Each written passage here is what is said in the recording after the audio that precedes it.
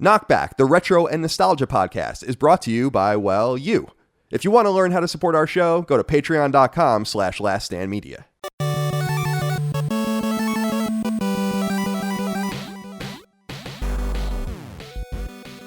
Greetings and salutations. Welcome back to KnockBack. My name is Colin Moriarty. I'm joined as always by my brother Dagan Pencil Buying Moriarty. Dagan, I can only imagine the pencil buying sprees you used to go on as a child. Colored pencils. My God. Good to see you today, Dig. How are you? How's life? It's good to see you. It just occurred to me I should have brought you an apple. You know, missed opportunity. Next time. Why do you say what? Next time. I don't understand. Today's topic, you know that old school, like, Little House on the Prairie thing that even our generations didn't get? Sure. You know, that was already a foregone, like, that was already a bygone thing. Yeah, what was that all about? Like putting an apple on the desk of the... I do remember us getting gifts for like the bus driver, sure, and the teacher for like Christmas, teachers, you know, and absolutely, yeah, that I remember. Religion teachers, yeah, that's still a thing. Yeah, the apple is kind of, I don't know, what is that? Just like kissing ass a little bit, right? I guess so. Yeah, here's an apple, and when you're eating it, you think of me. It's a little weird actually when you really come down to it, but. Dig, does me good to see you. Does me good to see everyone out there as well. Welcome to KnockBack, our weekly retro and nostalgia podcast I do here with my brother on Last Stand Media, patreon.com /Last Stand Media /Last Stand Media.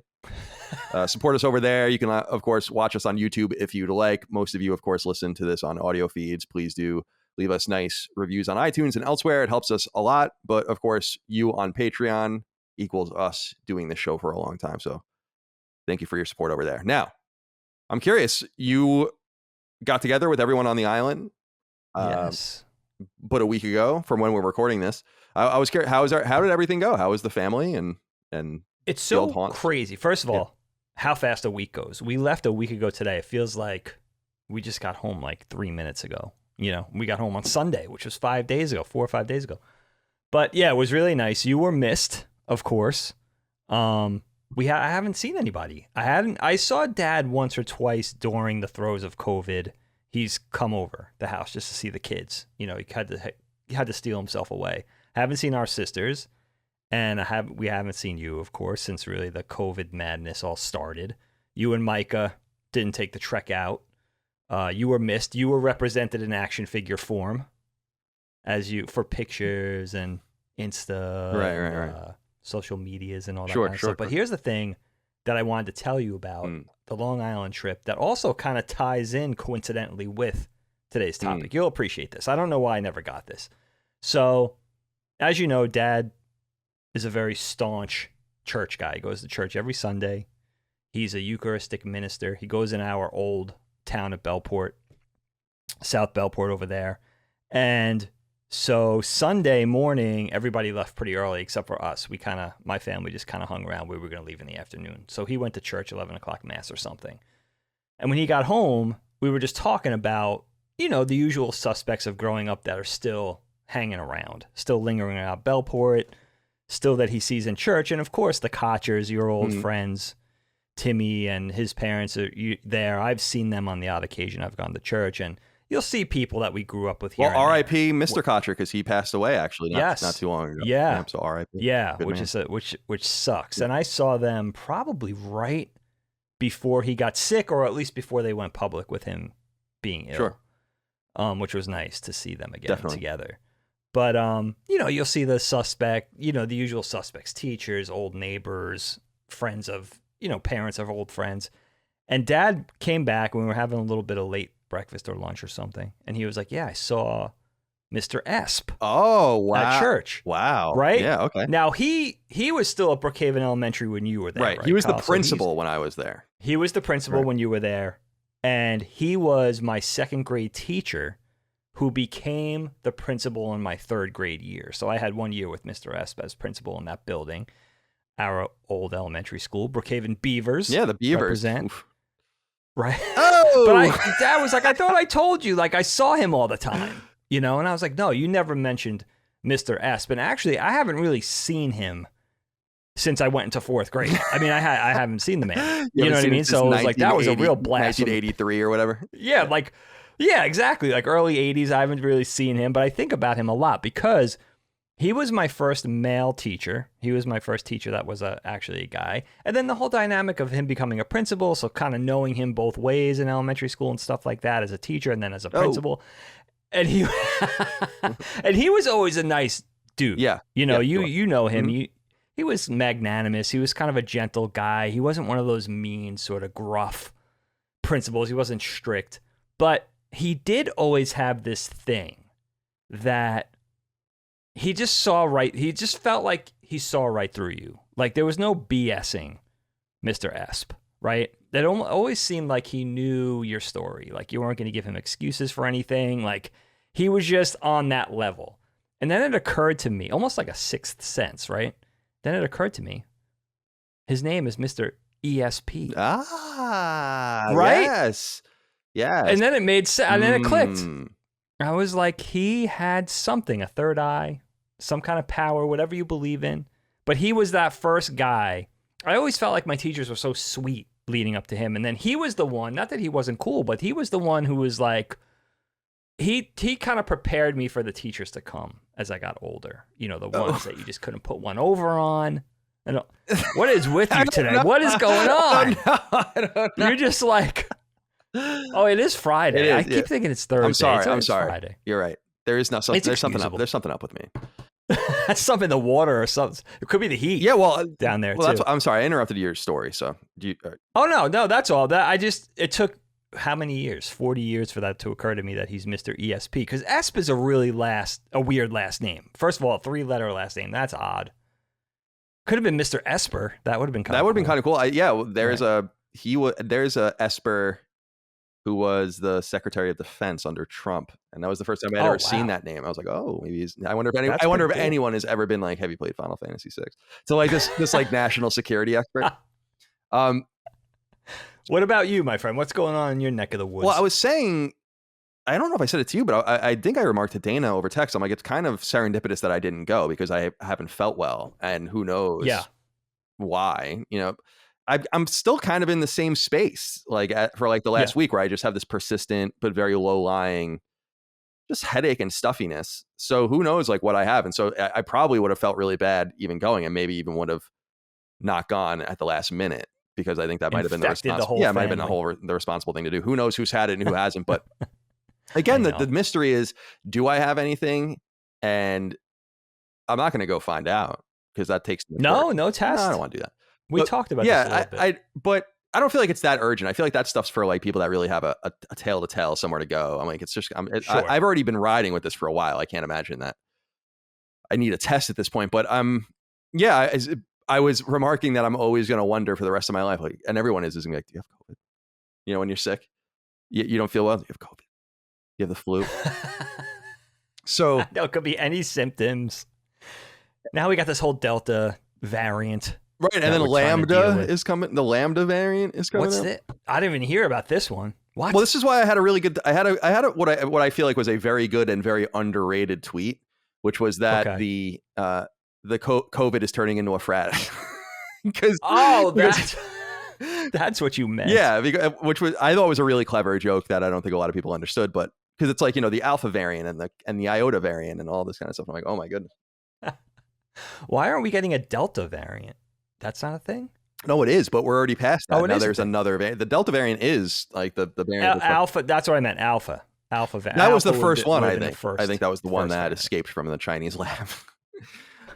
All right. So today, so that's all that's going on in my life. I'm hanging in there. Everything's copacetic.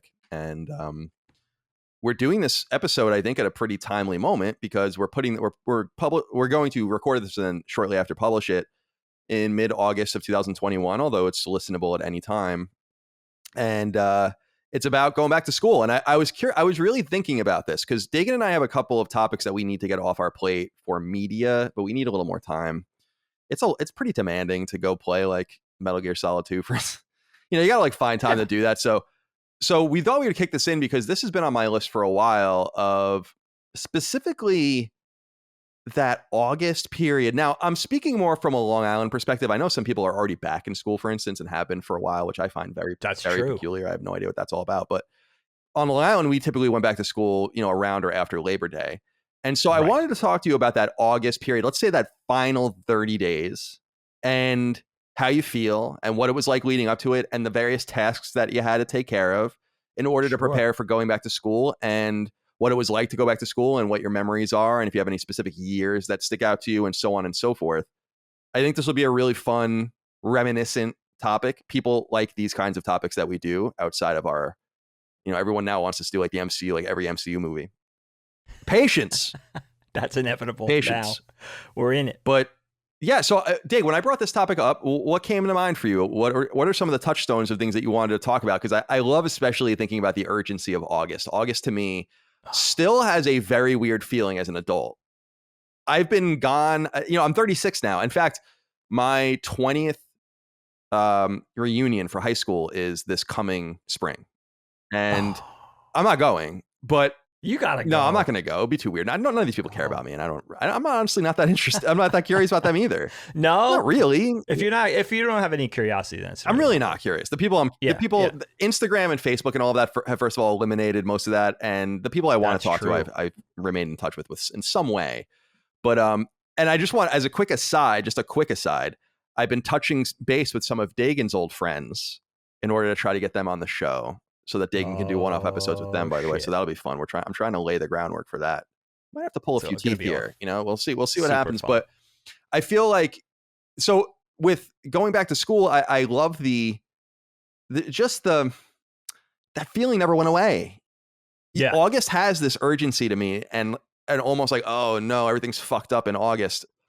And the only thing that I think about that, like August has, our sister's birthday is on August 19th, Dana. So that sticks out. But otherwise, it's just this waiting game, right? And then you get to Labor Day and the big barbecues, that long weekend, and then it's over. Yet I don't know that I ever truly dreaded going back to school either.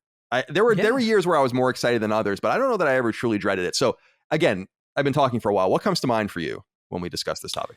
So many things.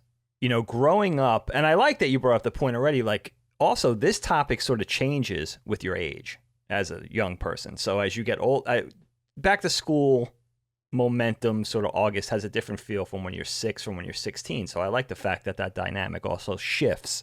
But generally, one of my favorite time periods as a kid, I really always enjoyed that back to school sort of sensation, that lead up, the run up period. And there's so much to say about it. But I would start by saying, yeah, August has that bittersweet feel to it. It's still vacation. It's still summer. You're still trying to squeeze in all that enjoyment, fun, and friends, and swimming, and family, and barbecues, and all that kind of stuff. But also you have that impending change, that inevitable change that's coming.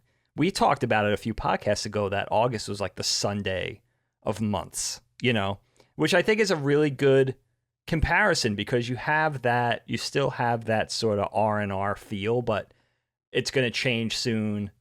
It's impending, and it's going to be a dramatic change. Go back to school, a schedule, tests, and teachers, and looking forward to weekends, where the summer is just 2 months worth of weekends, really.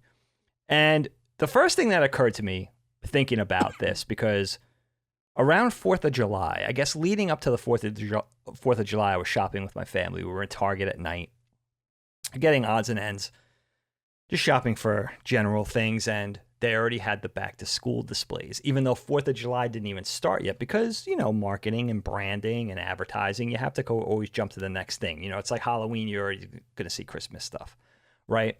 And that occurred to me that hasn't really ever changed. But this is interesting, Kyle. I wanted to pick your brain on this. The imagery of back to school, insofar as branding and advertising and displays in stores and everything, hasn't really changed, right? You think of the yellow school bus. You think of the iconic, old-fashioned red schoolhouse with the bell on top, apples, pencils, right? Apples. But how does that apply to today's kids now with their laptops and their fancy iPads and tablets and stuff? It's almost like the rotary phone. It's like kids know what that is, but they also know it's like a bygone thing. It's almost like a cliche now. And back to school advertising and branding, you still have the school bus standee, you still have the Apple sort of huge cardboard display, the chalkboard, right? Yeah. It's not even about any of that stuff anymore. That's because I was thinking even when we were doing Top Gun, I'm like, wow, they have whiteboards in Top Gun. Right. Yeah. That even seems like a bridge too far, right? Like these things seem antiquated, but they still stuck with that. That imagery is still going on in 2021, which I think is interesting. Same stuff I grew up with. Right. You grew up with. Right. That is interesting. But here's the question. But by the way, I remember very clearly, 4th grade, York Elementary School in Maine was the first year I ever saw a whiteboard in a school. And they all had them. And I was like, wow, this is I was like obsessed with it. Like, I was like, wow, this is so cool. We had like shitty chalkboards at Brookhaven. But I like chalkboards actually more as an adult, but it was cool at that time. But what I wanted to ask you was about the various iconography. The question really remains, are children buying the same sort of things today? You would have more insight into that. Because I feel like I was buying similar things that you were buying. Like I remember the most complicated things in high school was like the graphing calculator you had to have for like, whatever, chemistry or physics and stuff. So that was about as crazy as it got. But, you buy your notebooks, you buy your pencils and your pens and whatever. Are kids buying the same stuff? Or is the expectation that they are on their tablets more, that they don't need book covers for textbooks that are digital or whatever the case might be? I really have no touchstone as to what is happening. Yeah. It is funny. I guess it's a little bit of the same and a little bit of change. The one kind of shift that I remember from being young, and people might be able to speak to this, and I don't think I'm off about this. I feel like today, well, let's start back when we were little. We would just go to like Cheap John's. Right. And I'll do a whole thing we'll talk about Cheap John's a little bit. But picture, for those of you not from Long Island or the Northeast, Cheap John's was like a corporate or chain dollar store before Dollar Tree or Dollar General or our beloved Holler Dollar. Holler Dollar? North Belport, Holler Dollar. But so Cheap John's was like this sort of bulk discount store. And that's where we went. That was kind of like your one-stop shop for school supplies. And I remember that being just like clothes shopping in the run-up to school. Like you would go to Cheap John's and you would get your Trapper Keepers and binders and spiral notebooks, maybe a couple of marble notebooks, your pencils, your pens, even the things that you weren't really in all that excitement and that sort of flurry of like, oh, back to school, this is going to be badass. Like you even get the things you're never going to use, the protractor, the compass. Yeah, definitely. Right? It's so funny. You're never going to even break that out. It's still going to be on the cardboard backing in July, like in June. So we would get all that stuff before there was even and folders and all that kind of stuff. You would get that stuff before you even spoke to the teacher. Now I feel like the teacher in that first week or two tells the kids, okay, this is what you're going to need. You need a notebook for every class, a couple of folders. You're going to need number 2 pencils, colored pencils, crayons, glue sticks, contributing tissues, and like hand bacterial stuff is always a thing. Like everybody contributes one to the classroom. Oh, really? So they have it. That's a big thing. That's new. Everybody, and that's not a COVID thing. That's been since the kids started elementary school. It's like everybody contribute this so we have it throughout the year. Why doesn't the school buy that? I don't know. Dude, the taxes you live in a pretty I was gonna say you live in a pretty nice place. Like it's ridiculous. It's kind of wild. I guess you also have that wild pothole at that intersection near your house where it's like you're like it's ATV versus like MX or MX versus ATV or something. I was talking to a guy that drives an ambulance up the street in Jamison, Warwick, whatever, and he was like, I make $125 an hour. And I was like, that's where it's going. That's it. That's where the tax money's going. Thank you very much for telling me. It's very illuminating for me. But that's the big dynamic thing, which like the kids don't, I guess it's good for wastefulness that the kids, or lack of wasting, that the kids actually find out specifically what they're going to need as per their teacher. But I also feel kind of bad for them because back when we were growing up, at least my generation, it was just more fun. Lunchboxes were still a thing, Trapper Keepers, kind of, pencil cases. Everything was themed, whether you're into cartoons or Happy Days or Chips or Dukes of Hazzard or whatever, Smurfs, whatever you were into. I would have had a Happy Days Trapper Keeper if I was able to have one. But I feel like that was the slightly older kids that had all the cool like live action stuff, like Welcome Back Kotter and Brady Bunch and Dukes of Hazzard's. Happy Days was certainly a thing. I'm sure they had Laverne and Shirley. Like that was all like probably late 70s, where I came in, it was Kiss and Star Wars and this all cartoons after that, But yeah, so that's for supplies. That's the one thing. It's like, I think the kids still get excited about the brand new pencils, those pristine, crispy notebooks. There's still like the marble notebooks. It's pristine. Nothing's touched yet. You still have all that. I think it just speaks to like the excitement and the optimism and the high hopes of like the new school year. Everybody's starting with a clean slate. Everybody's walking in that building with straight A's. There's no bullies yet. There's no homework. Yeah, nothing. It's just like flashing your gear. Yeah, that's it. That's exactly right. It's the possibilities are endless. It's fun. I was going to ask you about that excitement because I remember that excitement too of buying things and kind of like being like, yeah, I'm going to use these color pencils. And like you said, the compass. I don't think I ever used a protractor in my life. So fun. And although I probably was supposed to, and that's probably explains a lot of my struggles with math. So I remember that though. And like, yeah, the new notebooks, the folders, and not only what I love is the evolution, because you're saying the nice, crisp, neat, trying to keep it that way. Yes. Yeah, especially you and I are very persnickety people. And I like really take care of my things to a fault in many ways. And you're kind of the same. And I remember getting so mad when like a folder would go into a bag in like October, November, and a corner would get bent or something. It would like ruin my day. I'd be like, fuck.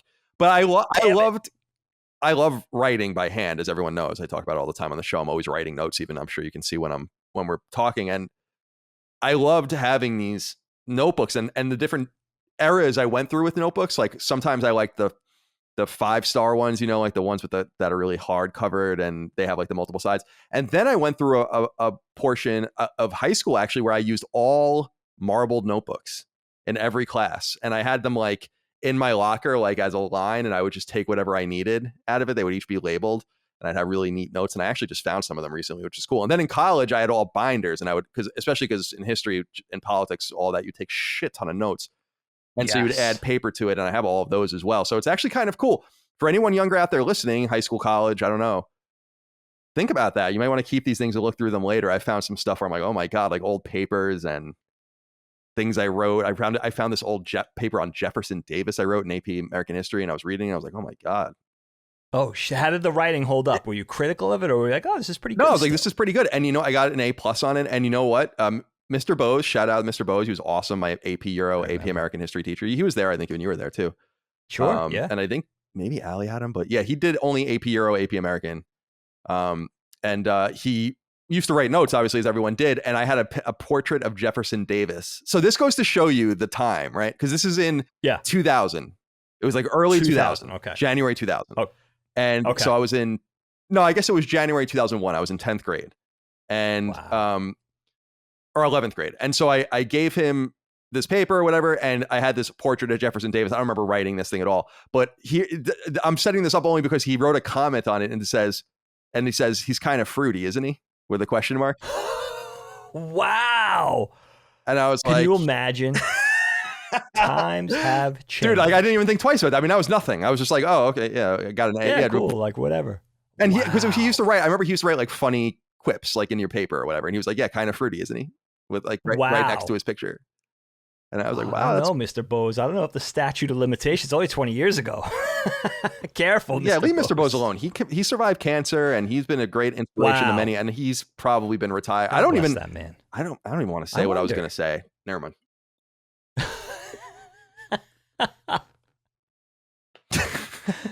Back when you probably didn't have to, dot all your I's and cross all your T's and mind your P's and Q's and all of that. I couldn't even imagine. Like you could just be.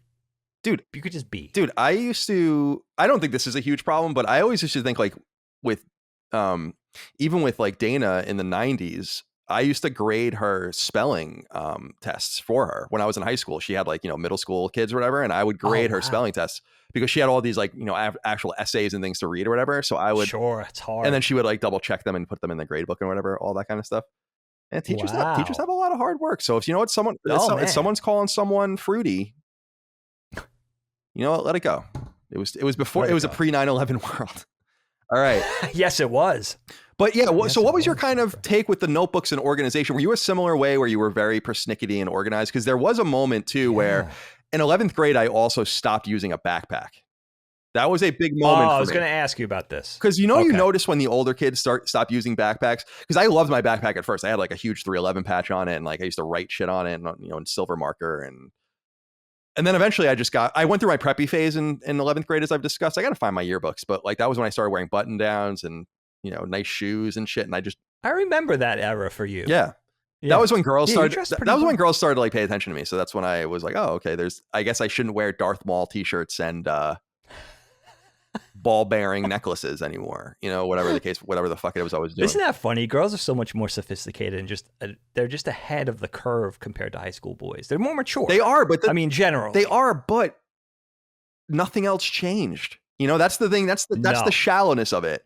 Like, oh, I still have a shelf of Star Wars figures in my room, young lady. Right. I still have. Hello, young lady. I have an X-wing hanging from fishing lines in my room still, and just because and yes, I BMX, but I still also play these really nerdy Japanese role-playing games on PS1 and write walkthroughs for them and shit. So yeah, you just not advertising like you did.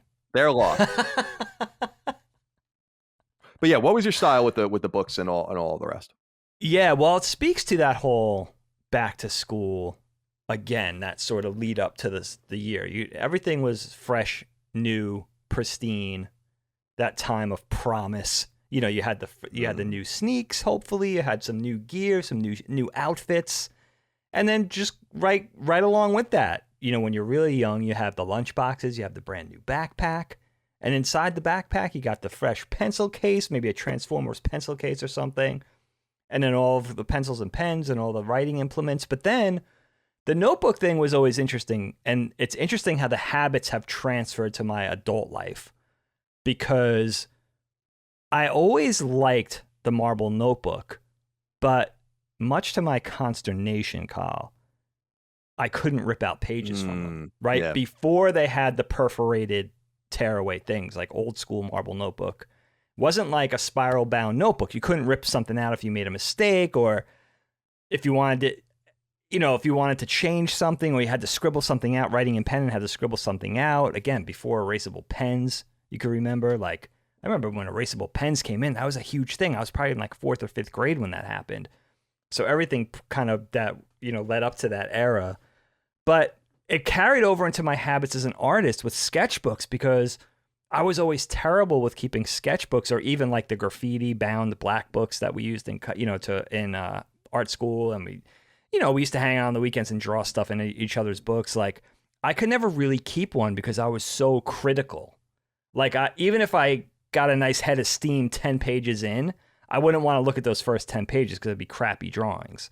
And still to this day, not as much as I used to, but still to this very day, I struggle with keeping a sketchbook because of that. Because you look back at something that you did a month ago and you're like, oh shit, like I could do so much better now. It's that same thing as getting a tattoo. It's like I can never get a tattoo of something I design because inevitably I would get tired of it. Or I would think I could do better, or I could design something better or have a better idea. Same thing with the notebooks.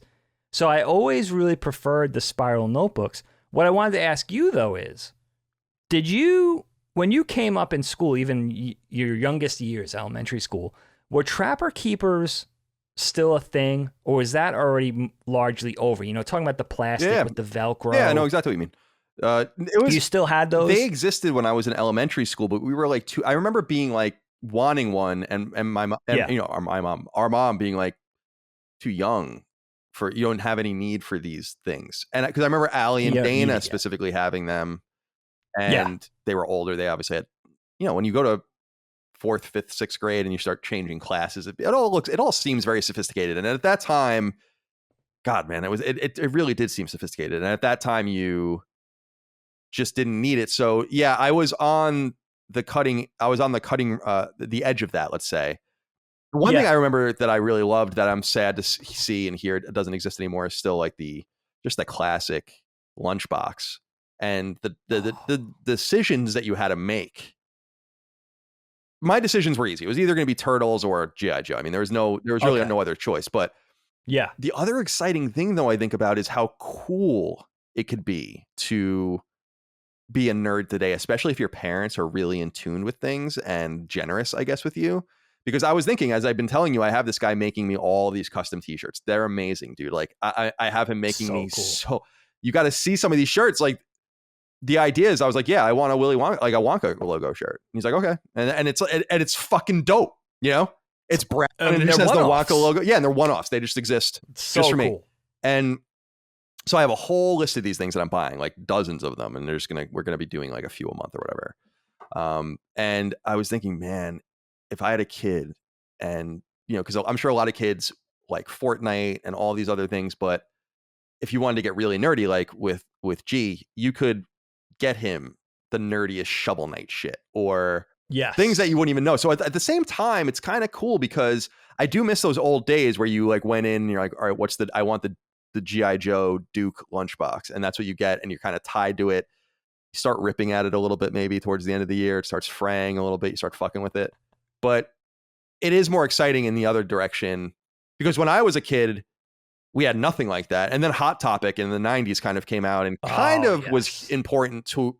Hot Topic's kind of an underrated piece of the evolutionary chain of nerddom. And because that's where I got like my first Cobra shirt. Like that was unthinkable, like a Cobra shirt. And like I got a Decepticon shirt there and all the rest. So yeah, your generation, that's really where it came from. So yeah, exactly. So it is interesting to think about the pros and cons of the different generations. But I have to say, to your point, I actually found one of my old marble notebooks from elementary school. Well, refound it because Dad brought all my stuff and I've been going through things. It's like from second grade or something. It's just all this like nonsense. But that's huge. Probably the last third of it is empty, and I was flipping through it, and there's like a short thing you wrote in it, like a short. Oh, yeah, really? It's your handwriting. It looks exactly the same as your handwriting today, and you wrote something about like Bowser, and like some short story about him. I'll have to show it to you. Yeah, it's definitely Oh, that's funny. Yeah, so maybe 1991. Wow, I was probably too old to be doing that. I was thinking that it's got to be Mario 3 or no later than Mario World era. Okay. I could see that. I was excited about Mario, like starting with 2, I think. And then, of course, 3 and World and everything. But yeah, that's so fun. You know what strikes me too, Kyle? I feel bad for kids again. Like my sympathy goes out because growing up, my generation, like even as far as school supplies, like I remember going back to school shopping, you get like, even dating back to like Return of the Jedi, you get like the cool Wicket shirt or a Luke or Darth Vader shirt. Like you could really represent with the gear you got. That's not a term you hear very often, by the way, a cool Wicket shirt. I had one. I believe it. I remember it so specifically. And I think it said, it was like very early 80s, those t-shirts with like that specific glittery, rubbery print on it. Very much of that era, like you think of like roller skating type gear, right? It had like a really high quality print, but it would come off in the wash and stuff like that. But then it was Wicket, and it was him standing there, maybe with like a little Endor backdrop, and he had his spear. And I think it said on it, Wicket W. Warwick. Like it was so cheesy, but it was like that. I was so excited about it. This was probably 4th or 5th grade for me. That it was one of the things you wanted to wear every day, right. But mom would have to slow your roll. Like you wore that yesterday, like at least wait till the end of the week, right? Type thing. Yeah, because you don't realize when you're a kid that you're being kind of judged, not by other kids necessarily, but parents looking at like, why are you wearing the same clothes over and over again? They have to monitor that. Yeah. I see that with like Graydon. He's not even 11 yet. He still would do that. If he had a shirt he was excited about, he would still want to rock it. He actually does that, with whatever he's excited about, Animal Crossing or Among Us or something, like whatever image he just wants to rock it, like he wants to show it off, I remember that feeling, but it carried over for us to like the lunchboxes, the backpacks, the school supplies. Like I can remember even being a little older, like Ocean Pacific, everything was like Ocean Pacific and Hobie, kind of that surf West Coast vibe, right? But this is probably like 6th or 7th grade for me. And that, jams, like floral print jams shorts, and like everything was that vibe. So you could get like the windsurfing palm tree trapper keeper, and the notebook illustrations like on your spiral bound notebooks could be that surfer thing in your pencil case. So you could really represent and just kind of rock the things you were excited about, where now I feel like kids are less apt to do that. Like they just get like, all right, like they don't even think that way. It's like, all right, if I have to get the notebook, just get me the blue. It's like a color, like I'll get the blue, I'll get the yellow. It's not themed. Like when we were young, everything was like Strawberry Shortcake and G.I. Joe. And again, Happy Days and Chips and Dukes of Hazzard and Transformers, of course, Star Wars. Now I think kids are just like naturally they have less of a propensity to be nerdy almost. And the stuff's not really there. You know, like you have to go like seek it out, like at a party store or something now. It's not like that's not on the shelves as much in Target or Walmart, you know, where it's like they're almost being forced to get older quicker, if that makes sense. Like that kind of same stuff isn't really available. And then like maybe you'll get the 10 or 11-year-olds that are like, all right, like I'll rock something that's like PlayStation themed or something that feels more like kids aren't going to make fun of me. I already see that with Graydon. Like he's less, you know, like he's less kind of willing to show off the things he's excited about. Like you were saying, almost like in private, like he's still going to go home and play Breath of the Wild, but he's not going to dress as Link this year because he thinks he's too old for it already. Oh, that's too bad. Where it's like, I feel like we went through that a little later. At least. Yeah, I agree. I understand. You know, we had a few more years. I understand what he's saying. I am interested to see with him specifically, like his, not his access. Actually, his access to games is almost unlimited. He can play whatever he wants. You have thousands of games in that house. I mean, especially my stuff and your stuff's way more than that. So, but it's all there.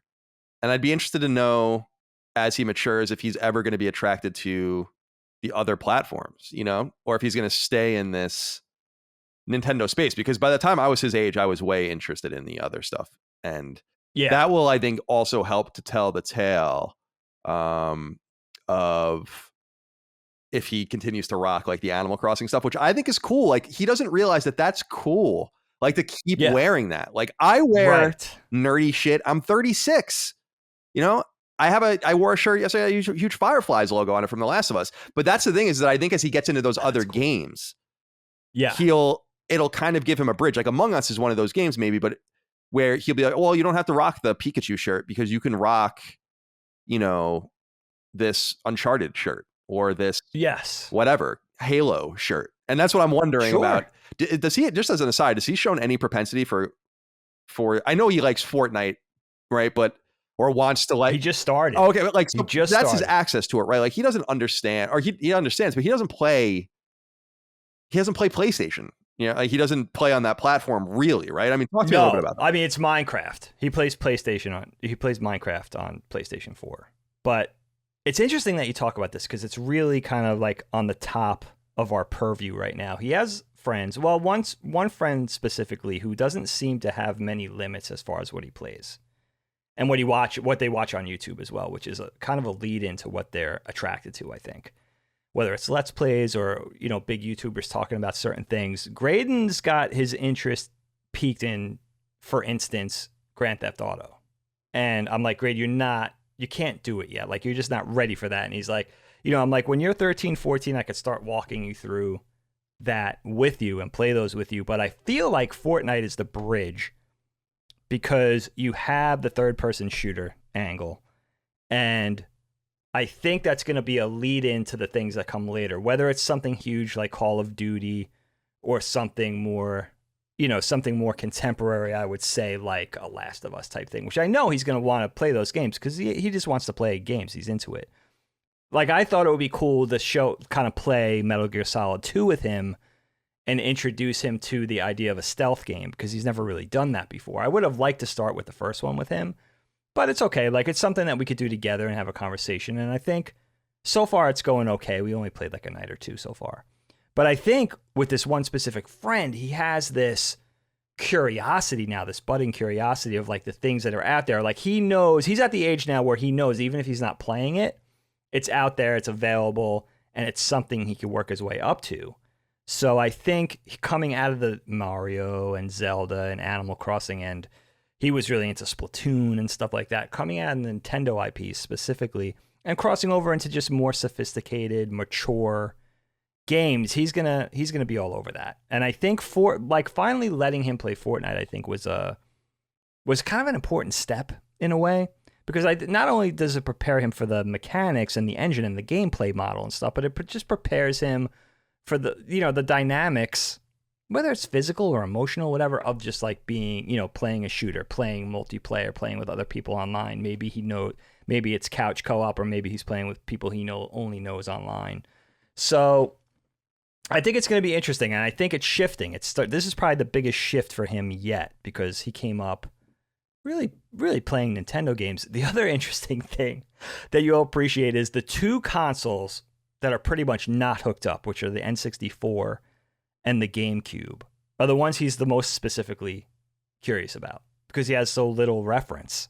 And the virtual consoles, games he could play, on other things, emulation, probably kind of sparked his curiosity for those things. But that's another thing. It's just like a natural dynamic. He's going to be the most curious about the things he has little experience with.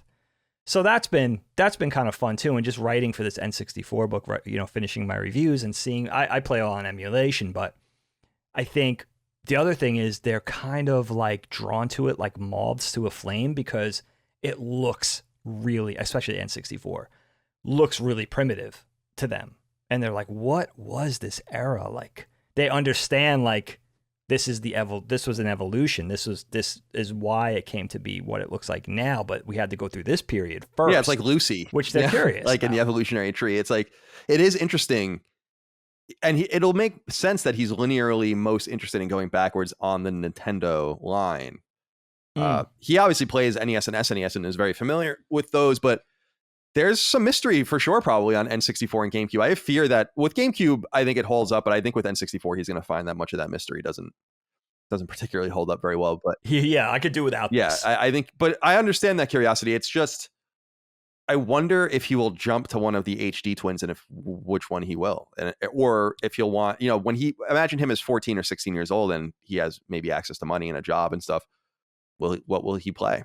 So it's going to be interesting. But as far as I wanted to ask about, so your kids with their supplies, do you buy them whatever they ask for, or do you have like a limit? Because I remember it was a big deal when we would get something above and beyond. I remember like the markers that smelled good, like those are so good with the little goofy character on them. Sure. And they still exist, I think, but I absolutely fucking loved those markers, and I always coveted my own because we'd get to use them in art class in elementary school.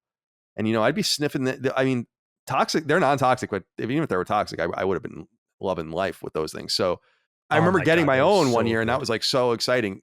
Do you kind of get whatever they need, or is there like a barrier in which you say like, yeah, you don't really need it? I feel like it's funny that you bring that up. I don't remember mom and dad imposing limits on our school supplies, where we grew up with limits with everything. Like we weren't going to get everything we asked for in the grocery store. We weren't going to get all the clothes we wanted or the specific, like, especially when Reebok and Jordans started to come in. Like, I wasn't getting the $110 Jordans in '85. Like, there was just no friggin' way they were going to break down for that. So, but I feel like with school supplies, it was maybe it spoke to like that dollar store thing where it was cheap anyway, the bulk store, Cheap John's and everything. But I feel like they would just like go wild. That was the one area where they would like just go wild, like get what you want to get. And again, it was exciting because of the branding or because of the imagery and the Trapper Keepers and all that.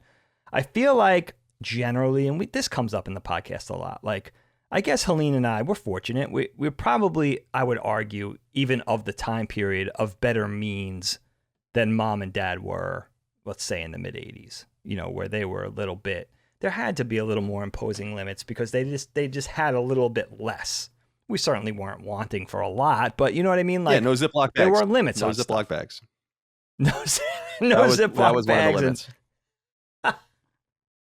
And no, like, I remember this before they imposed those laws. Like, breakfast cereal was like expensive, dude. Like, I remember it being like $8 a box and stuff. They were like, "You're not getting the Fruity Pebbles. I'm not paying $7.69 for a box of cereal." In the late 80s. So things have shifted in that regard too. But I don't remember them imposing a lot of limits. With our kids, again, like, there's a couple of things. First of all, it's up to the teacher. It's as per the specific teacher asks for things. So they'll say, like, your kids will need this. They'll need this many pencils. They'll need the glue sticks. They'll need, again, like the cleaning supply, tissues and hand sanding and all that kind of stuff. I'm so fascinated by that. I've never heard That's interesting. But here's the other interesting thing that I don't remember from when I was a kid was that the teachers will request art supplies too. So in that is like a box of crayons, whatever they ask for, 24 assorted colors, colored pencils, markers. The kids, I guess leading up to having laptops for every student 3 or 4 years ago, like they had their own miniature whiteboards And we'd have to get them the expo markers, the multicolored expo markers. So there was all the stuff that they needed, maybe even paint, tempera paint, and brushes fall into that category. But I don't remember that being a thing. Like, I remember the art supplies being furnished by the school, and also a lot of the elementary schools in our area. And this may speak to being in an old place. Bucks County's pretty old. Like the kids' school building, there's 15 elementary schools or 16 in our district. Ours is the oldest, and I think it was founded in like 1901. So that's how old the building is. Now, it was expanded on and modernized, obviously. But a lot of the kids, it's K through 6, they have art on a cart. So there's not even an art room for every student. That's the way it was when I was in Catholic school. That's the way it was when I was in Catholic. Oh, it was the same for you doing? Yeah. And maybe it speaks to that. They're just, like the kids could keep them in the art supplies in their own classroom because the art teacher's coming in anyway. So it may speak to that whole model. But those are the big dynamic shifts. And I think the kids really don't get excited about it. And that also may be technology.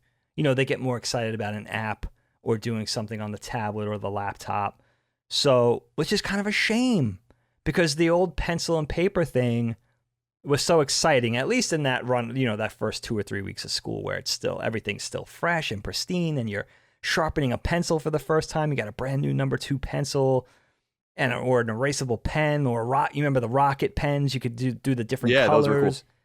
Highlighters, like all this kind of stuff is lost on kids. Like, I guess what you would call like modern day or, like old time note taking, where you're kind of doing everything and you're hyphenating and doing your asterisks and you're highlighting certain things for certain categories. Like, nah, that's all done in the computer now. Like now they know these Word doc programs or, all these things that kind of mystify me still because I kind of missed all that. I was taking, even in high school, this is how old I am, I was taking word processing. We talked about that before, where we were on like word processors before it was computers.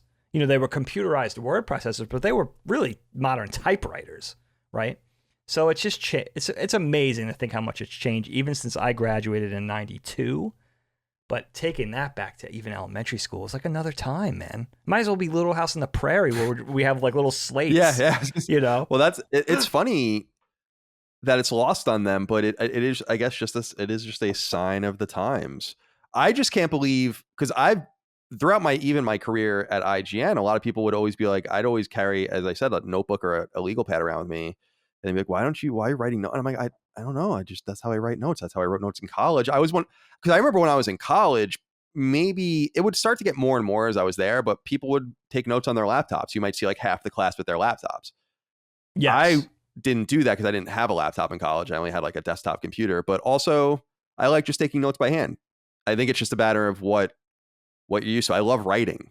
Like I love writing, especially with this pen, this Pilot Precise V5 rolling pen, extra fine. I fucking love it. I just bought a new bag. And you find that writing, the old fashioned way, it's sort of something where it kind of drills it. I feel like it feels like it kind of drills it, helps drill it into your brain and instill it, so it's like, especially for the show, like things you want to say or, even for traditional school, like you're saying, college, like helps you kind of retain that information. Don't you feel that way? Yeah. Where the computer, or it adds a step because eventually it's going to end up in the computer. It slows you down, I think, and makes it a little more deliberate. I don't know. I don't mind. Sure. I write a ton of things too. Like there are definitely letters that I should write that are way too daunting to write by hand that I should type out or whatever that stop me from writing them. So it does go both ways, but it is funny to hear that. And I wanted to ask you, as far as your own escapades with the supplies, what were some of the IP that you tended towards? Do you remember any specific years? Did you try to unify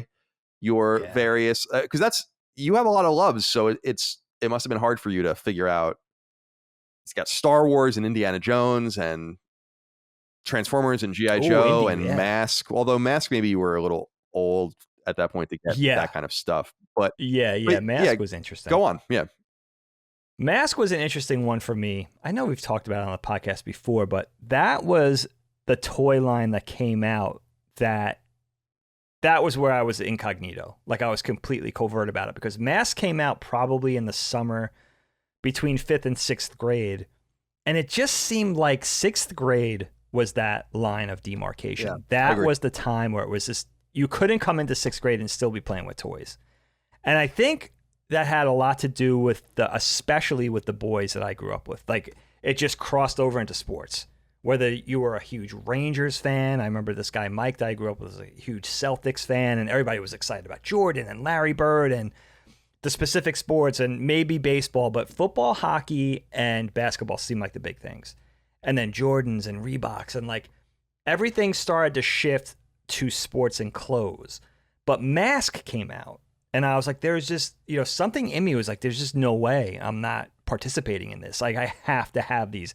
It's too amazing. I think I was drawn to the vehicle aspect of it, crossed with the sort of action sci-fi-esque thing where these things transformed into kind of like a Transformers dynamic where it was a vehicle, but it transformed into something cooler. And also the scale, the action figure scale was brand new. How the Mask figures were smaller than 3 3/4. There was just something about it that I was just like, I have to do this. And I probably only did it for a year, but that was the first thing where it's like, I probably played with Tommy with those because he was into it too, but don't forget, he was a year younger. So he had that extra year where it was like, he didn't really have to be on the sly with it. But I did it for a whole year without really even talking to anybody outside of probably Tommy with that. And then, but I also remember the frustration of even dating back younger to like 1st grade where I was into things that there was no branding for. That was one thing. It was like, whether it was G-Force, Battle of the Planets, or Robotech, later on Voltron was like this, where it was like there weren't Voltron folders and notebooks and stuff like that. So that was always sort of a little heartbreaking for me as a kid. It was like some of these things, like, I don't even know. Like, it would have been so cool to have access to like Japanese markets to get that kind of stuff back then, but that didn't exist. And we weren't hanging out in China. That's what I was going to say. You would have had to go to the depths of Chinatown. Absolutely, which would have been amazing. Yeah. I would have loved that. So it was like, but I didn't tend to sort of coordinate, but I did, I remember starting out, and I was thinking about this with lunchboxes. Like, how did it start with me with lunchboxes? Well, I can remember at kindergarten, I had a Kiss lunchbox. And that Kiss was huge in the late 70s to early 80s. That was my huge thing. I had my Kiss posters on my wall. That was my jam. And then it seemed like the lunchbox every year represented what I was into. Like 1st grade might have been Empire Strikes Back. And then don't forget, these are the old metal lunchboxes. 2nd grade, I remember I was really, really into football. So I had like an NFL lunchbox, which had like all the helmets, all the markets around it, all the different helmets. And then on the front, it might have had the NFL logo or something. That was cool. And then 3rd grade was, I remember 4th grade was Return of the Jedi. I don't remember what 3rd grade was, but that always spoke to what I was specifically really into in that era. And then I didn't really try to curate or organize everything. Like, I would just get a little smattering of what I was into. Like, Transformers was definitely around when I was still of age to not be embarrassed to play with Transformers. So 4th and 5th grade, it was Transformers folders. Maybe I had a Decepticon notebook, pencil cases, all that kind of stuff. So, and it evolved through the years. I think if I come into school a little bit earlier, it would have definitely been like Chips, Dukes of Hazzard. But that stuff was already like, that was probably my preschool years. So I wasn't really able to rock that gear. You're gonna have a sweet, you know what I mean? Like, I didn't have a lunchbox in preschool. You have a sweet Confederate flag on your yeah, exactly. That might have been an image on that lunchbox. Oh, I bet it would. That's the funny thing. I'm sure it was. Because the General Lee had that. Yeah, on I mean, the that's door. the iconic image is the General Lee. And it's the General Lee. Yeah, so it's General Lee. That speaks to the era, right? Oh, definitely. Love Boat. Like, it would have been all that kind of Boat. stuff. I was rocking Love. I was watching Love Boat at Grandma and Grandpa's, man. Sure. I was confused by that show. Fantasy Island, even more confusing. Oh my God. I'm still confused by Tattoo. I'm still confused by Fantasy Island. Who the hell is this dude? Who's this man? Where did this man come from? The Wharf. All right, Dave. Well, let's talk about clothes. Oh. What were you trying to angle for here? What I remember, and this was what I remember, especially in middle school, high school. First of all, when I was in middle school, I was in private school. So I wore a uniform. That wasn't even a thing. And it was awesome because we would have so-called dress down days every few weeks where you would come in and you would get to rock whatever you wanted. And that was, you didn't need too much because it's like, you would see people like you go to the movies, you'd see them. I remember that era being really funny because you'd like go to the mall and everyone would be in their normal clothes. And I remember rocking like a stormtrooper shirt I had and stuff going in it. You know, I also got, I think I told you guys I got sent home because I had a mohawk. And I got sent home. Sister Monica sent me home to get it shaved off. I hated that fucking woman so much.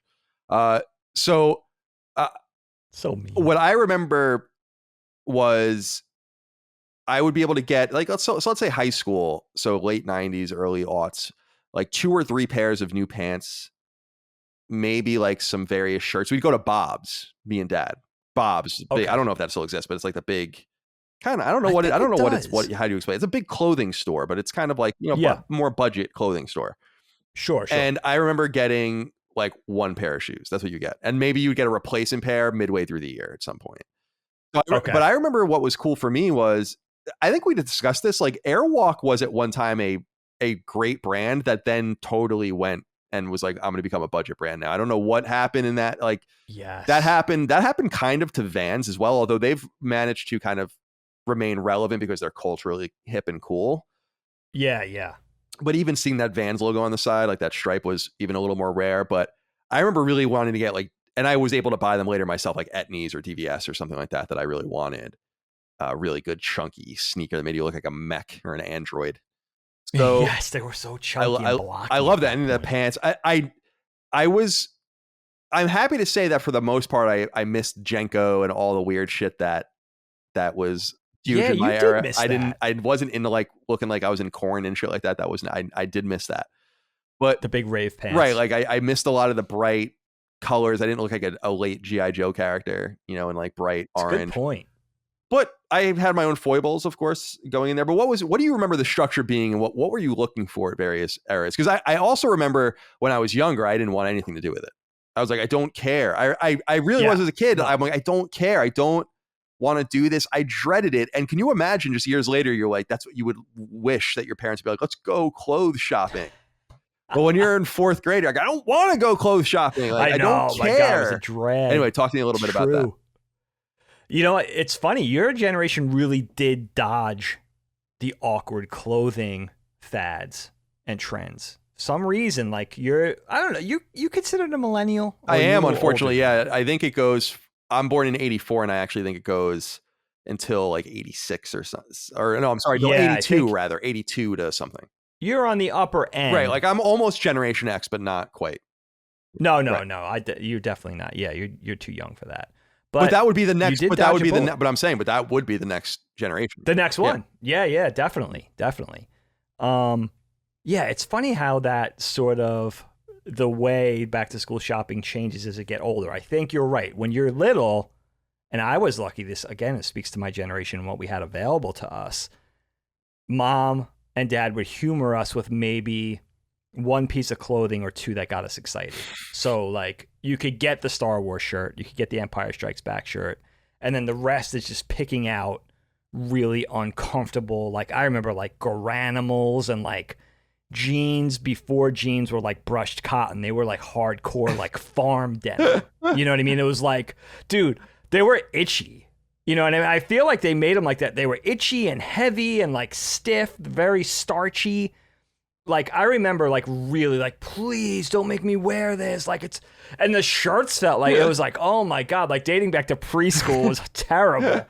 Like before like clothes got comfortable. So like the one thing they could appease us with, like, all right, you could get the one odd like Star Wars shirt or like even random things, like anything with a cartoon on it. Like it didn't even have to be like Garfield or a franchise that was recognizable. I remember I had this shirt.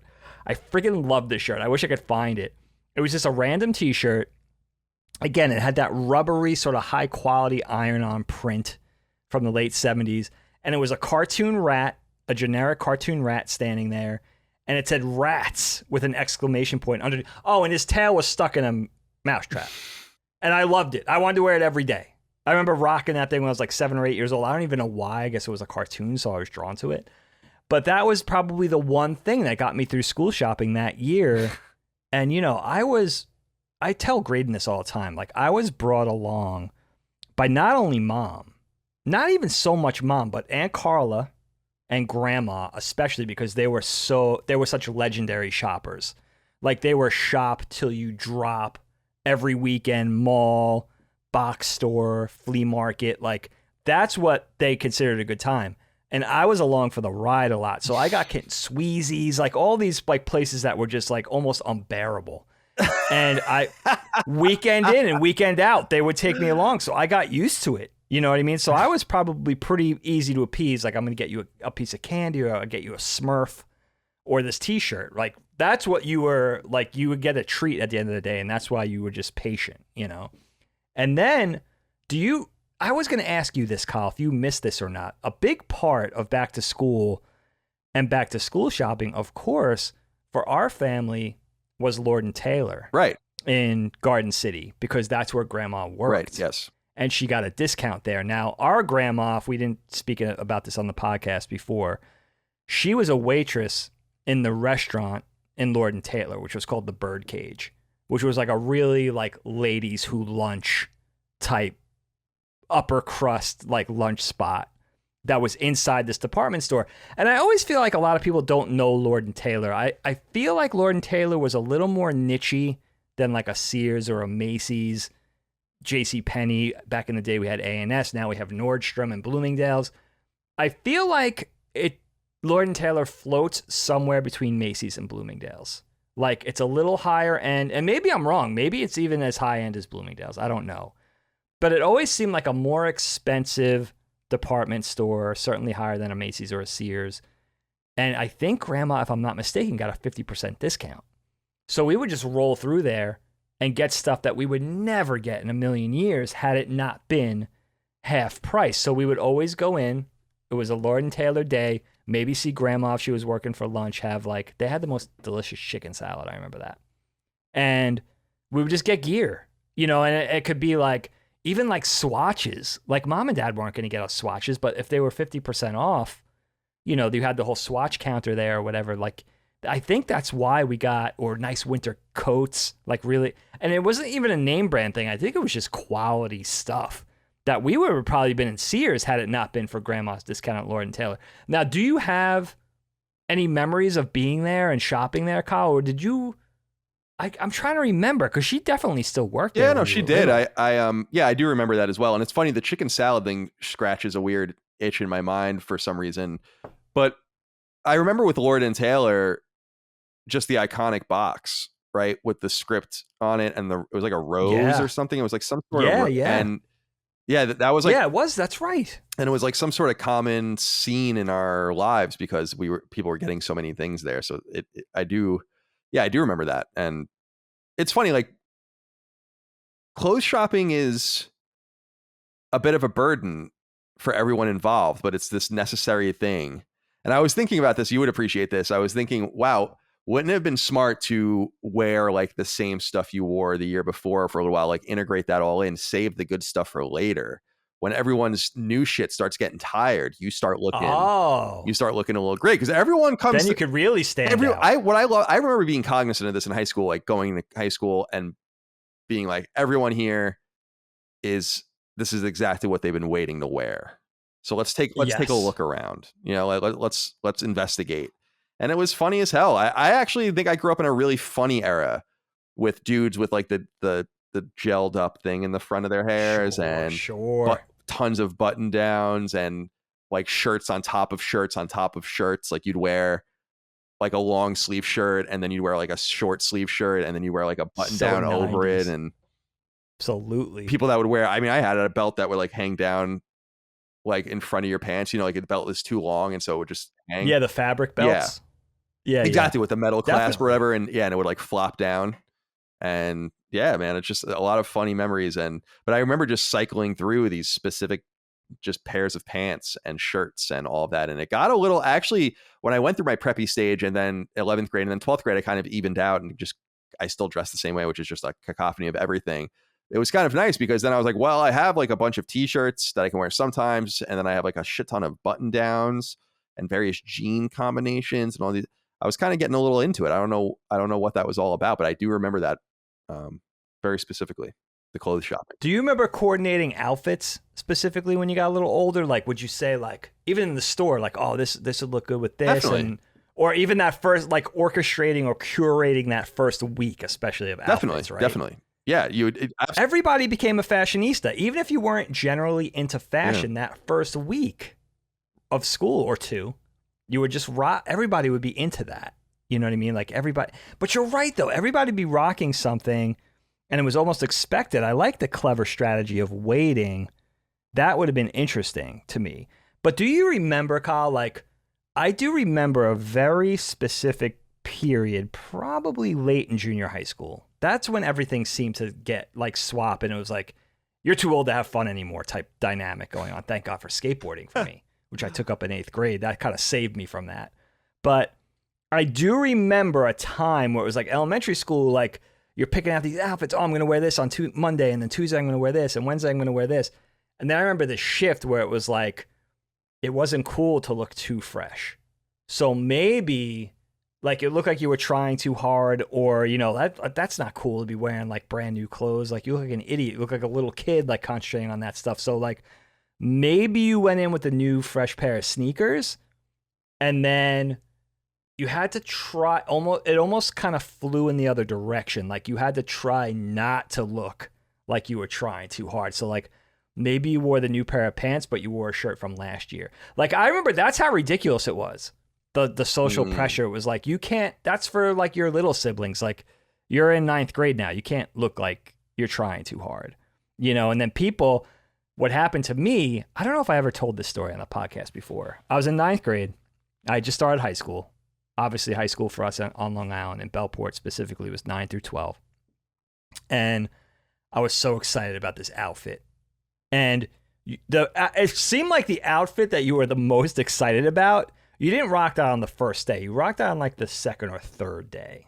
You know what I mean? Kind of like prolonging that excitement, right? So I put this outfit on. I remember exactly what it was. It was so weird. I don't even know why. It was so not like early 90s. It was these khakis, but these olive colored, like military colored green khaki pants. And this was before cargo pants jumped off, but they might have had cargo pockets on the side. I'm not sure. And new sneakers. And then the piece de resistance was this purple hooded sweatshirt with some like, I don't know, bum equipment type text on the front, like just random, but I thought it was super cool. And the sweatshirt might have been like kind of lightweight and not cropped, but like baggy on the bottom type thing. It wasn't cinched or anything like that. I don't know why I love this outfit so much. I can't tell you why.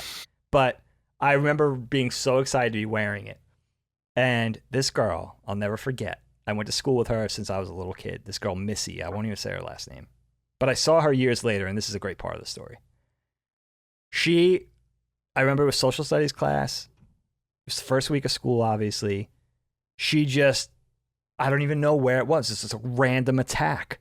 She just like, it was quiet in the class, and she was like, there was a teacher stepped out for a second or something, and she was like, dude, like something to the effect of like, dude, what is up with that outfit? Like in front of everybody. And she was like, kind of like chastising the color, like who wears purple and green, like saying that type of shit. Super mean spirited. I mean, it was completely unprompted.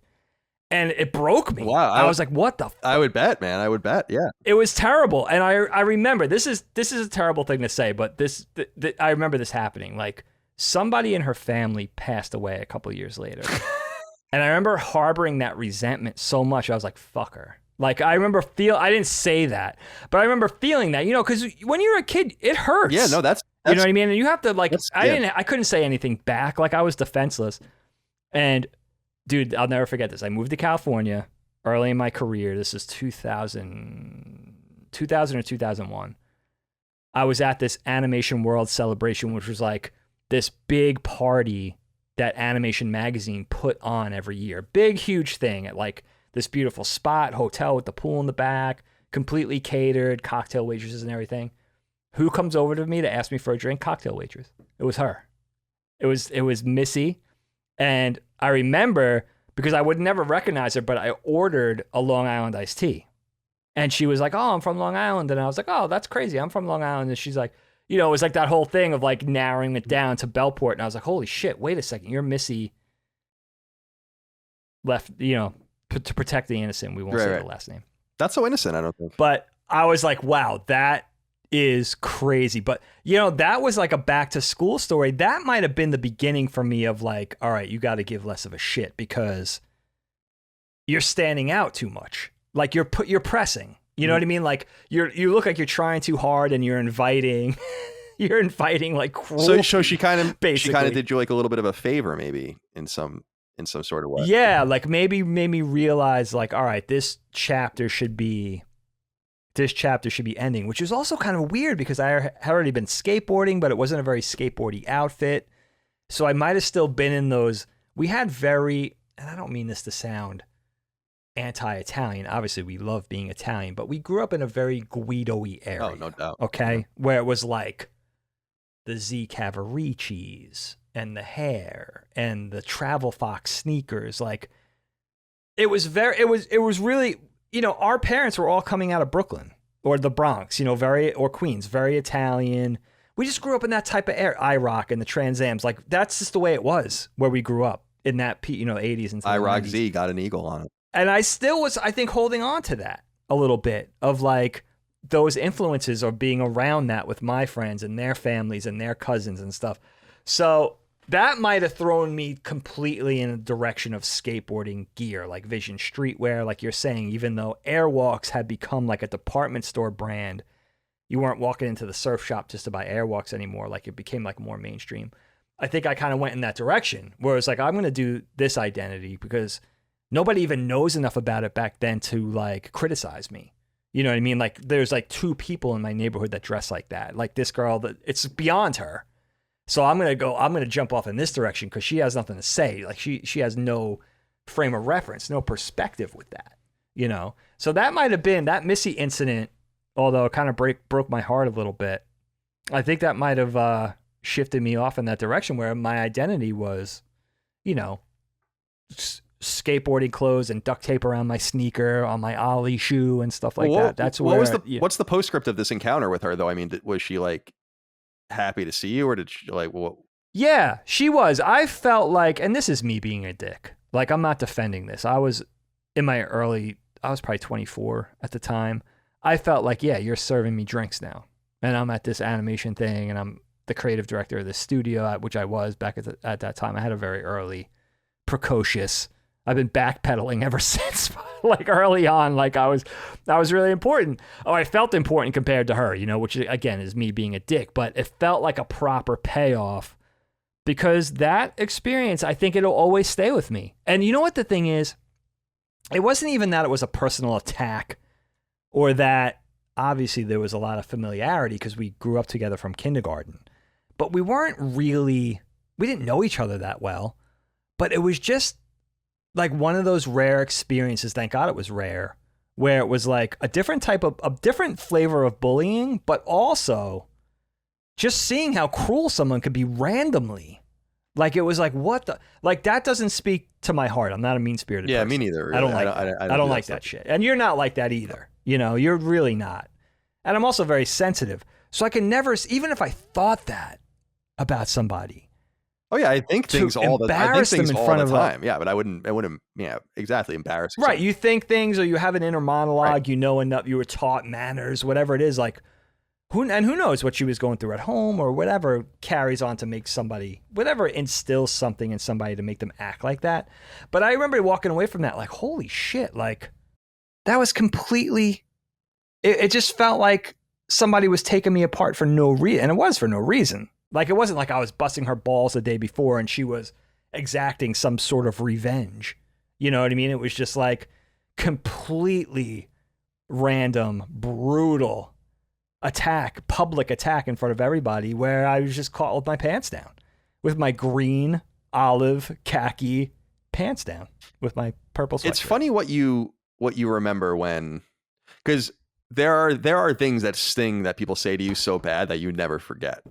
Usually very personal, maybe unchangeable about you or whatever the case might be. Yeah, like that stuff does sting. And I wonder if the people who say those things ever think about that. Because I don't think I am that to anyone else, right? In other words, like I don't think I've ever said something I've said things in the heat of the moment to people in fights, in relationships or whatever, but generally speaking, I don't think that I've ever been that dagger wielder that would just stick it in and be like, I'm going to say one of the 5 or 10 meanest things anyone's ever going to say to you. I'm going to say it to you right now.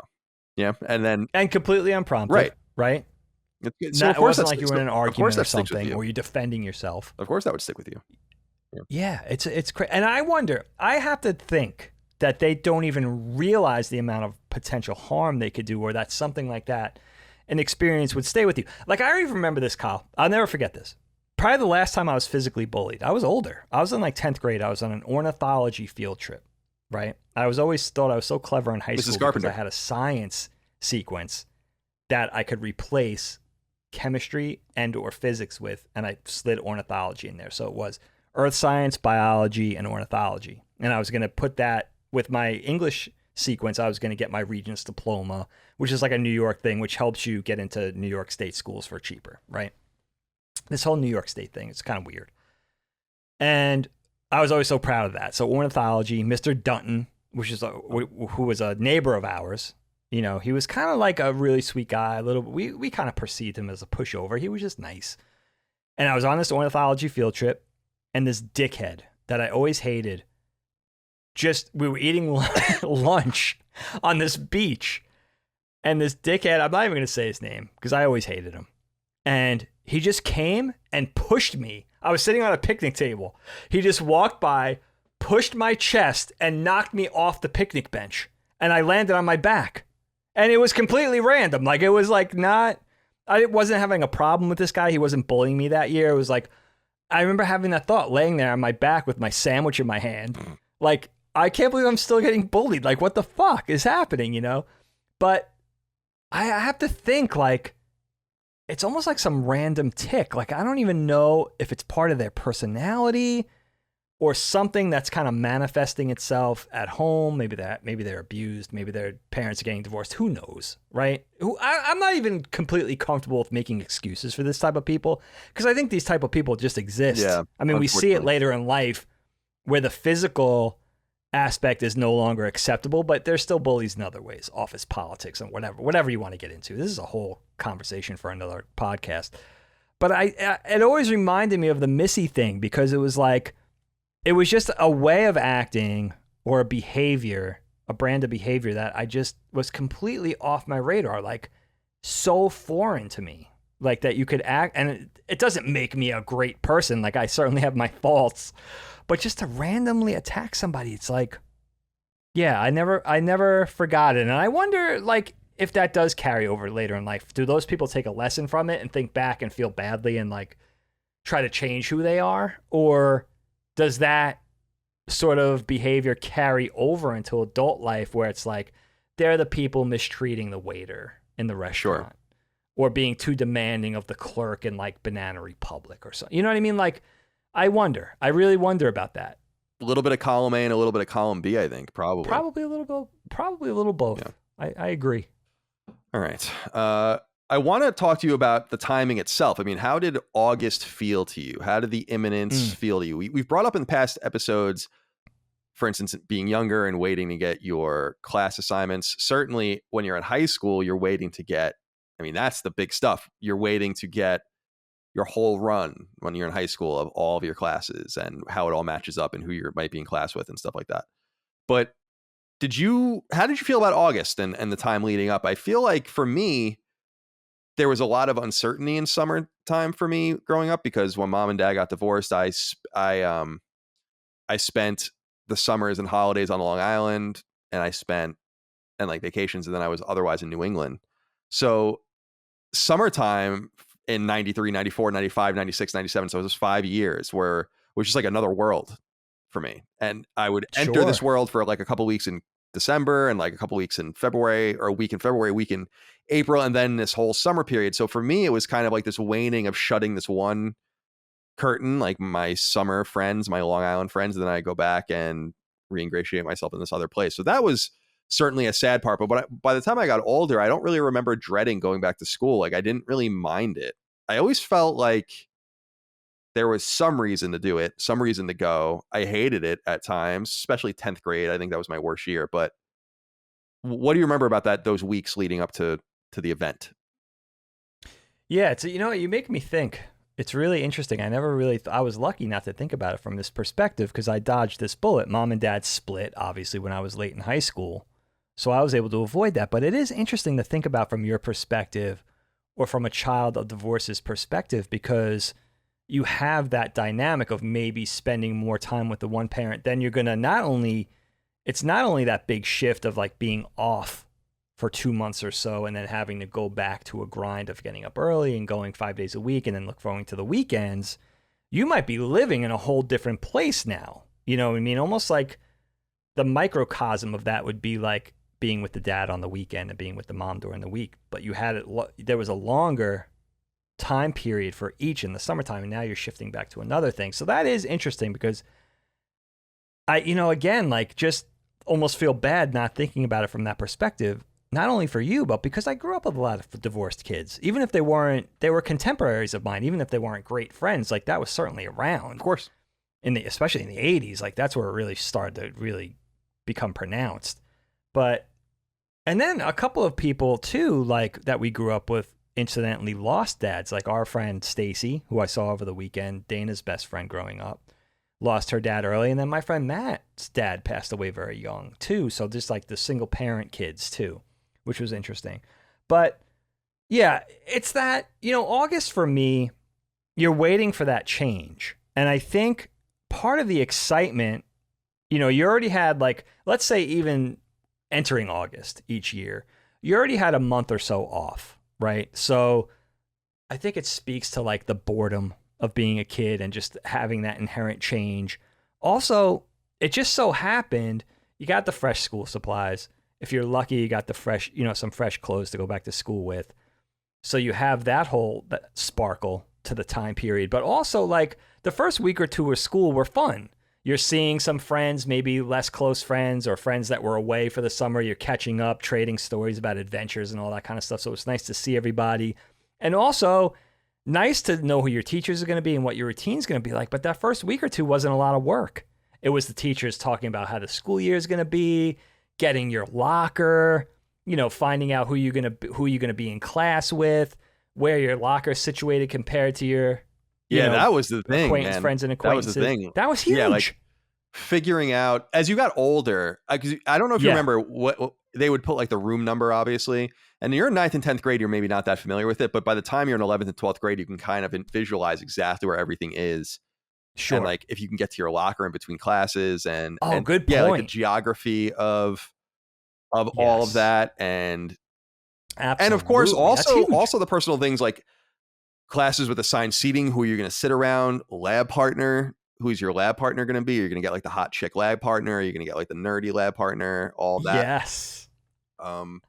So there was like a lot of newness introduced in that as well, which I like. So figuring all that out was fun. That's a good point, Kyle. And then later in high school, it probably became more exciting because you could be in class with upperclassmen or maybe even people that were younger than you. So it increased that purview of who you could potentially be around. I love the geography aspect. That's huge. Who are you going to be in lunch with? Lunch, right? Are you going to be able to be in lunch with a friend or a group of people that you could sit at the table with? Like that sort of carryover from junior high school where you're going to be able to be in lunch. Like one respite in the day where I could sit around who I want to sit around and get a break and all that kind of stuff. And it's exciting. And we fell for it every year, right? August was exciting. Middle half of August onward, back to school shopping, getting ready for the new routine, getting ready to hop on the school bus. You're kind of swapping the ice cream trucks for the school buses on the roads. Like the whole look and feel changed, But every year we would fall for it. Like, this is going to be exciting. This is a year of great promise and lofty ambitions. And everybody starts with that clean slate, And then 2 or 3 weeks in, it's like drudgery. It's like that grind all over again, year after year. It sort of took that arc, which is really funny because every year we were so innocent to think like it didn't matter. We weren't even thinking about what the end of September was going to feel like. We just knew going in early September, the weather's still nice. The pool might be still open. Still have 3 weeks of summer. Remember when we were younger, like the pool might still be open. There was like that mystical time where like you were in school, but you could still go in the pool, like that very brief Ice Cream Man still came. Yeah. You still had that. That's a good point. Vestiges of summer. Yeah, exactly. You have that crossover period where it's a little bit of both, which is a very unique feel because after that, you got Halloween. It's cold. The leaves are changing. But yeah, you do. It's kind of mean, actually, to make kids go, the fact that it switches from summer to fall late in September. Like, you should let kids enjoy the whole summer. Like, go back to school in October. Like, maybe October 1st would be a more apt or more, a more appealing cutoff where it's like, all right, let's start in October. That would also shorten the school year, which would be, I'm sure kids would appreciate. Yeah, I think we should do the Japanese thing of making all the kids go all year for 6 days a week. That's a lot. Can you imagine? No, not here. Definitely not with our culture. I don't think it'll happen. As I wanted to wrap this up, I wanted to ask you about how, like, what's the situation with your kids going back to school? How are they feeling? I mean, what's the feeling in your house? Because you have 2 kids in different kind of age ranges. Yeah. Lilia, I think she's kind of savoring the last vestiges of summer. I think because the dynamic's so different, especially with her going down the shore where we're at, where we are, or going down the shore at her best friend's house, which is a whole different place. And just being with her friends and having the freedom, sleeping in at 14 is certainly a big thing. She knows that's going to be over soon. She has to get up very early, actually, which I worry about because the shift is huge from her sleeping till noon and then getting up at 5 in the morning, sometimes 5:30. So I think she's excited about, 14-year-old girl. She's excited about the clothes shopping, the gear, stuff like that. But I was grilling Graydon right before I came up to record with you, like just seeing, like, how do you, because I don't talk to him about this kind of stuff normally. Like, how do you feel about back to school? Do you get excited about the gear, like the clothes, the new backpack, like some new kicks, just seeing some friends that are outside of your immediate pocket of friends, closest friends that you're now going to see? And he's like, no, not really. Like, he doesn't get really excited about it. They do get excited about getting their teachers, but he's known his teacher for a few weeks now. They sent that out. And I don't think they should let them know. I think they should hold that out until later in August, because that's the one thing that the kids seem to get the most excited about or anticipate the most is getting that teacher. It's only, for every grade, K through 6, Graydon's going into 5th now. I think generally they only have 3 to 5 teachers in each grade. So it's not that many to choose from. But he actually landed with a really good teacher. I was shocked because this guy's been a veteran at that school. Lilia never had him. And there was one potential candidate for Graydon that Lilia really did love, this one specific teacher. And she was like, no, this guy's like 10 times better than her. Like, he's supposed to be like the best dude to get, because not only does he head up science, which is kind of Graydon's thing, and engineering, which is kind of Graydon's area of interest, but also he's just cool. Like, he just makes learning fun type of thing. Like, even Lilia know that, even though she didn't come through him at all. She never had him. And it's interesting because it seems like it's hard to miss certain teachers, especially because they'll move the teachers around. Like, one of Graydon's second grade teachers, or his second grade teacher, was moved up to 5th. So potentially he could have had him again, which was like, oh, that's kind of weird. Yeah, it's like, interesting to have the same teacher 3 years apart type of thing. But yeah, generally, and I think it's just less exciting because what are they going to look forward to? They have their laptops. So it's not like they're hitting the stationery store, the box store, Target or whatever for school supplies. They're not going to do that until the teacher says specifically what they need. So that excitement's out. And Graydon's a 10 going on 11-year-old boy. He's not excited about clothes. Yeah, so it's like, what is there for him? He's like, he just knows it's going to be a time of grinding. There's going to be tests. It's going to be quizzes. It's going to be homework, that type of thing. And I think, here's the thing. Now, if you're a kid, you might want to listen to this because this is a hard truth for you. COVID, kids didn't have a lot of homework. High school on down. It seemed, junior high on down, I could say. Like, they just didn't, teachers sort of sculpted their itineraries and everything and their curriculum around, like, the burden, I guess, of COVID in general. But I think we're going back now with the 2021 to 2022 school year where it's going to be back to business as usual with homework. And it's bad in my school district. It starts to get bad even in elementary school. It could be like 2 or 3 hours a night. And I think the kids are in for a rude awakening with that. It wasn't like that when homework got bad in high school for me. Junior high, maybe it started to take off like in 7th or 8th grade, but certainly by the time we got ahead of steam in 9th grade, we were doing homework. It was serious business. But I think the kids are going to be in for a call. I don't know. I think this is going to be kind of like that type of year where it's going to feel like a sea change for them, where it's going to be like, coming out of COVID, things were a little more relaxed. Now I think you're going back into like a proper school year. It's interesting too. In our school district, they have, for elementary school, they could opt in for a virtual model again. There's no hybrid model. Yeah, you have to do one or the other. Where you go to school, but it's one or the other, And I'm noticing, was on Dana's Instagram today or yesterday, like only 55% apparently of Virginians are vaccinated. Oh. Where I think it's probably closer to 75, 80% here. That worries me a little bit. Yeah. Because the kids, I don't know very many anti-vaxxers, although I know a few. But that seems to be more prevalent in other places. Besides the Northeast, I guess New York is the same thing, 70% or something. So it's going to be interesting.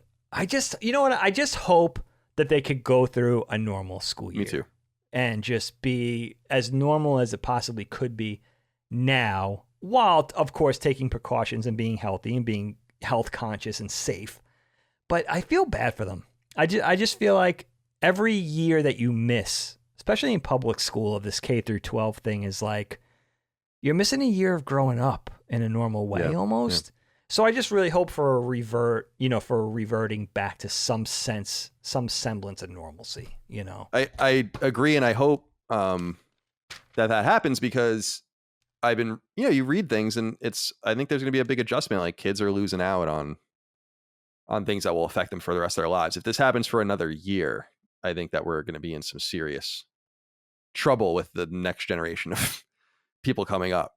I read something pretty spooky that they were saying, like, the average person or the average child has already lost $60,000 in lifetime earnings or whatever because of COVID, because of education. Really? Yeah, like, how does that translate? I guess it's because of like average educational deficit, and then like the colleges you get in, and then the competitive nature on, some sort of algorithmic thing, some sort of study. It's just a study. Doesn't mean that that's true. But no, absolutely. Yeah, so, I mean, my heart goes out. Juniors and seniors, definitely. Not only missing graduation, but being in the throes of choosing colleges. And look at these generations of kids missing preschool. They're going from like being 3 or 4 to going right into kindergarten, right? You don't even have that sort of training, which some people would argue is maybe unnecessary or maybe indulgent. But I always like the idea of like preschool, getting kids ready. I was in nursery school for 2 years. Before I went. Me too. My kids too. Yeah, I think it's important. I think we should acclimates them. We should hold them back, and what I think we should do is start putting kids in nursery school at 10 years old. And you get, it's like Lord of the Flies. Right, exactly. We'll see what happens. But I don't know. It was a fun conversation, Dig. I'm glad that we were able to kind of touch on that little piece of minutia. I had a good time. That was super fun. Yeah, it was. Thank you for your time today, and thank you for all your love, kindness, and support out there of our show. Sacred Symbols. Oh no, it's not Sacred Symbols. KnockBack, a retro and nostalgia podcast. Jesus Christ! How dare you? I'm so tired. Are you tired? Yeah, like I'm worn. I guess this is a postscript, but I'm really beginning to understand that I just need to let certain things go. I can't do everything, and right. As I get less tired mentally, the more I let go of the extraneous things in my life that I would love to do, but I just don't have time. I don't have the energy. I don't have the bandwidth. So yeah, I'm just totally shot. But we're rolling 6 shows a week. I'm not on all of them, so it's not like it's a big deal, but how many sacred symbols are you doing? Are you doing 2 sacred symbols each week right now? 3 each week. 3 you're doing? Yeah, we do the regular episodes on Thursday, and then we roll out an episode on Saturday and an episode on Tuesday. Oh, I didn't realize you were doing 3. So there are various things like on Saturday. Tomorrow's like an interview that's going up. On Tuesday, I think like the one before that was a call-in show, which are fucking hysterical. I love doing those. Oh, those got to be so much and fun. And then we have more interviews and spoiler cast and stuff. So yeah, it's a lot, but we're doing 6 shows cumulatively, so it's just a lot. And I have to think sometimes when I'm doing the intros and outros, I'm like, what show am I on right now? Because it's not only Sacred Symbols, it's Sacred Symbols, a PlayStation podcast, and Sacred Symbols Plus, a PlayStation podcast supplement, and then Knockback, the retro and nostalgia podcast. So yeah, it's a lot. But anyway, I was thanking everyone for their support. We appreciate you, your love, kindness, you're the best. All of that. And you are the best. Yeah, we'll be back. We'll obviously get back into the MCU. I know a lot of people want that from us. Metal Gear Solid 2, that's coming. We're gonna be putting another HBO miniseries out soon, an episode about that. So much to discuss, but in the meantime, we appreciate you. We thank you. We hope you enjoyed the episode. We'll see you next time for more Knockback. Until then. Wait, don't forget the dad joke. You are tired. Jesus Christ, yeah. You are tired, my friend. I'm sorry. Jesus, I am tired. Let's do Well, you know what, Kyle? Yeah, let's do it. My advice in an overarching way, baby steps. Baby steps. As long as you're moving in the right direction by detaching from things you don't do. Even if you do that slowly in dribs and drabs, bit by bit, that's all you need. That's the advice. I was gonna say, I mean, I appreciate that, and I was gonna say it all kind of began. I mean, this does begin in waves for me. I used to be I am still a workaholic. I was thinking actually Rachel Maddow, the NBC host, the MSNBC host, she gave an interview recently. I was just reading it where she said she hasn't taken more than 2 weeks off since 2008. And I was like, holy cow. But I was like, 13 years. I was like, so what? I haven't taken 2 weeks off in my entire fucking life. I have no, I don't, 2 weeks off. I don't even know what that means to take 2 weeks off. I've never. Oh, 2 weeks. She's saying at one time. Yeah, one time. I'm saying like 2 weeks. Oh, yeah, okay. And I was like, I've never taken 2 weeks off in my entire life, so I'm trying to, so when I read that, I was like, all right, well, I guess my expectations are a little different, but I'm trying to nibble around the edges. And one of the things was we were supposed to do Let's Plays, as I explained in an email to you about something else. And I basically was just like, no, we can't do this. Like, and the audience totally understood. I'm like, we just can't do this. I can't even begin to think about this. So yeah, they just want the shows the best they can be. But anyway, back to the almost. Let's do the dad joke. Skipped over dad joke, yes. And let's do. You know what? I also have to say, kind of apologize for this appearance, but it's going to be a nice contrast. Next week, I'll be very clean cut. I have to. I'm promising. This way, it holds me to it. Now it holds my feet to the flame, and that'll dovetail with the episode we're doing next week too. That clean cut appearance. Yeah, so look forward to that. Yeah, I'm looking forward to that. And I also want to say real quick, I gotta just put this in the ether out there. I totally forgot about this. Take your time. Right before I came onto the show, we were a little late today. I did a full hour on the elliptical. Holy shit! Beat my mileage and calorie record. I think it was like 6.3 miles in an hour, and like 820 calories burned. So an hour straight. Yeah, an hour straight. Yeah. Holy cow, that seems like a lot. Yeah, it was great. So I'm who was it? One of your nieces or nephews. I think it was Ayla on Dad's elliptical in the basement. She did like 35 minutes or something. Like, Ayla, what do you do? Like, you don't have to work so hard. Like, you're supposed to be relaxing this weekend. They were just down there hanging out, and I think she just kept going. Dude, I love that's about 34 the elliptical. more minutes than I could do. I love the elliptical. It's nice. That's a nice thing to have. It's good for your knees. Yeah, I'm glad you're doing that. Yeah, thank you. So dad joke. Please. I think I would like to continue to use this as a vehicle when we can to shout out a listener or a watcher of the show, a knockbacker, if you will. So today's call brought to us by a friend of ours, Tony Borison, via Twitter DM. Tony, they don't like this one. It's on you, my friend. That's another thing. Scapegoat. I like the scapegoat definitely. angle. Now you're not. For me, it's great. You used to plagiarize and have to kind of take credit for that. Not anymore. All right, my friend. Kyle, what do you call a musician who smashes his guitar during a concert? I don't know. An axe murderer. Pretty good. I like it. That's pretty good. It sort of conjured up images of Kiss for me for some reason. But who else smashed the guitar on stage? Who was notorious? Hendrix. Yeah, Hendrix right? did, but I was gonna say, like, there are famous performances on TV of Nirvana and others doing that kind of stuff. I love that kind of stuff. But rock stars, man, the best. All right, now we can really go. We appreciate your love, kindness, and support. Thank you so much for supporting us on Patreon, free feeds, YouTube, whatever. We thank you. We'll see you next time. Goodbye. KnockBack, a retro and nostalgia podcast, is a product and trademark of Last Stand Media and Collins Last Stand LLC, and is recorded from Central Virginia and the Philadelphia suburbs, USA. The show was conceived by and is produced by me, Colin Moriarty. My co-host is Dagan Moriarty. KnockBack's executive producer is Dustin Furman, and the show is edited by associate producer Ben Smith. All of Last Stand's theme music is by Ramon Narvaez. As you know, all of Last Stand Media's shows, including KnockBack, are fan-funded on Patreon at patreon.com/laststandmedia. The following names are at the producer support level or higher on Patreon, and we're grateful for your kindness and generosity.